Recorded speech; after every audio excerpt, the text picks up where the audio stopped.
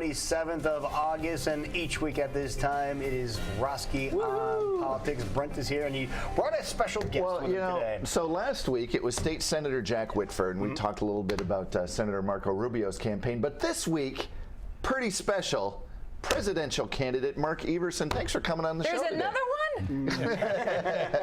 I'm number 18, and I've lived in Indiana, and we like number 18, Peyton Manning. So That's a big number. It all works together. See, Mark, you should have the jersey on. I should. That would separate you from everybody else, because seriously, there are a lot of people in your party running for president, and you need to do something to make you stand out a little bit. That may be a good idea. And you get him to stand next to you. Yeah, that would help. That would help. So Manning is beloved. So Mr. Everson has a very interesting background. He has worked for Ronald Reagan. He worked for George W. Bush. He did things like run the Red Cross, ran the IRS. Why don't you give some idea about your background? Sure. I guess what's unique about my background is I've got this private sector experience. I went overseas, and I was on a poultry farm in Zambia when I was 17 years old. I've run a factory on the south side of Chicago. I've lived and worked in Turkey and France as well. So I've got a real grounding in the private sector, which I think is essential if you're going to run the government, which interacts and has such an important role with the private sector. It helps to know industry. But as Brent said, I have a lot of federal executive branch experience. I spent 6 years in the Reagan administration, went off to Washington at age 27, and worked in foreign affairs, public diplomacy, if you will, and then over at Justice, working for Ed Meese, and ran operations at the INS. Oh, jeez. Is that It's the president Nancy, not now. This is embarrassing. It's perfect. It's embarrassing. No, it's live TV. It's Kissinger's on the phone. Yeah, no, Hank Paulson told me a story. The first time he went over into the Oval Office, his phone rang when he was in there with Bush. It wasn't good. But anyway. Speaking of that, who'd you like working better for, Reagan or George W. Bush? Well, you'd have to say that working for Reagan was an incredible treat, because I was a younger man. I mean, when you're 27 and you go, I was in meetings in the Situation Room with the president talking about the deployment of missiles in Europe when we were still in the height of the Cold War against the Soviets. And that was a special time as a young man in the Reagan Revolution. But working for President Bush, running the IRS, or being the deputy at OMB, where I worked to help create the Homeland Security Department. That was all very, very interesting work. Can you go back and help out the IRS? Because it sounds like they're having some trouble. You know, they've had a few issues. I agree. A couple of hiccups, yeah. No, and really awful what's happened there is what I'd have to say. So I bring that combination of experience that nobody else does, and I think we need it. That's what I would say, Brent. You know, so I've been chatting with Mark about his politics. Actually, last night we went to an Iowa Cubs game, and if you watch the half-hour version of the show next Sunday, you'll see basically the whole show co-hosted by Mr. Everson. But you've referred to yourself as a center-right Republican. Is that correct? I think that's how I would say it. I have positions that are very attractive to the conservative core on the Constitution. I say you've got to execute the laws as written, not as you might wish them to be. And I've got that record both at the INS and then at the IRS. So that should be attractive to those who are true conservatives, are concerned about the ever greater share of power being taken by the executive branch. That's a real concern to me. But I have other positions on immigration or about the big banks that I think are attractive across party lines, and that's important. If we want to win as Republicans, I think we've got to sort of broaden the base a little bit. All right, here we go. Since you said you work for the IRS, and this is one of the issues that a lot of these candidates have taken up, what would you do with the IRS? Would you dissolve it like some are talking? Oh, that's just happy talk to say you're going to abolish the IRS. You need to collect that money to pay Social Security and to run the Navy or the FBI. I mean, you've got to bring in that money. But what you can do, I say, and your viewers can all go to Mark, M-A-R-K, F-O-R, America.com to see all these positions. But I say we can put in a consumption tax. If we do that, tax on goods and services. You can take 150 million Americans off the income tax rolls. An individual earning $50,000 or a couple earning $100,000 wouldn't have to pay an income tax anymore. You'd leave the income tax in place for about 1 in 7 of the taxpayers. It'd go back to what it was a century ago.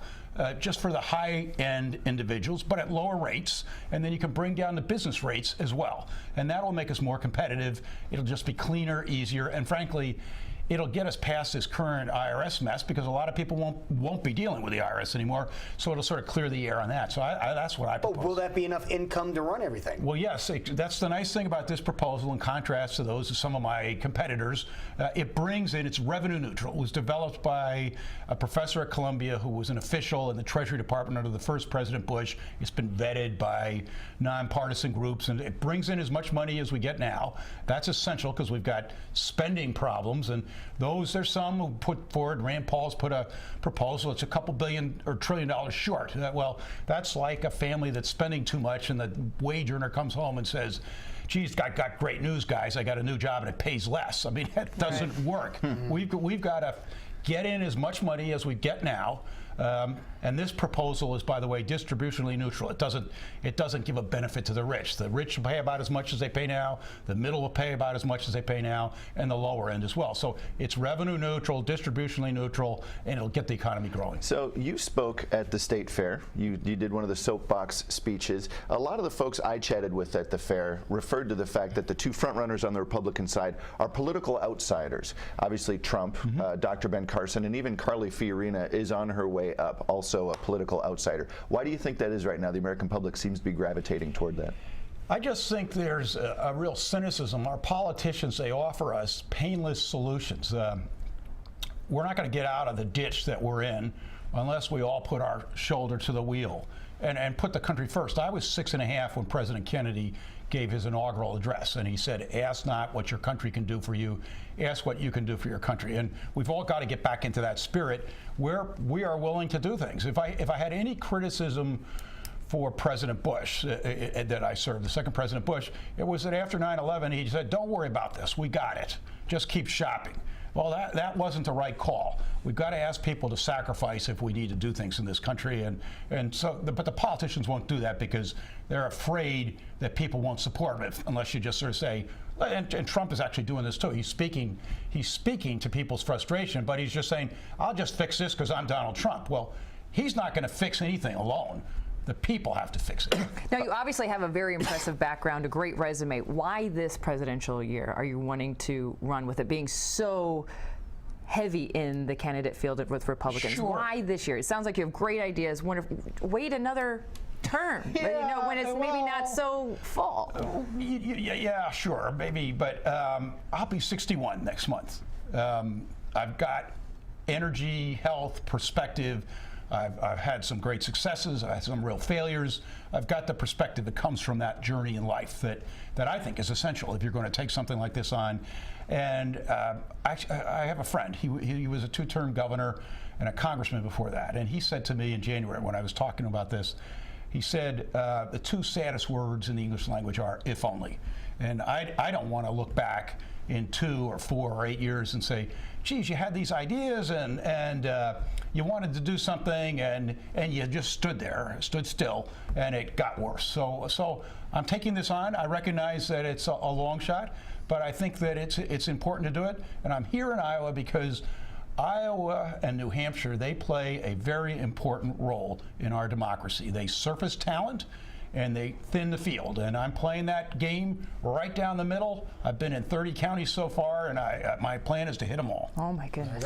Yeah, and right before we go, when are you going to be in Iowa next? What are your plans? It's going to be a couple weeks. We're going to go take a tour in New Hampshire the next 2 weeks.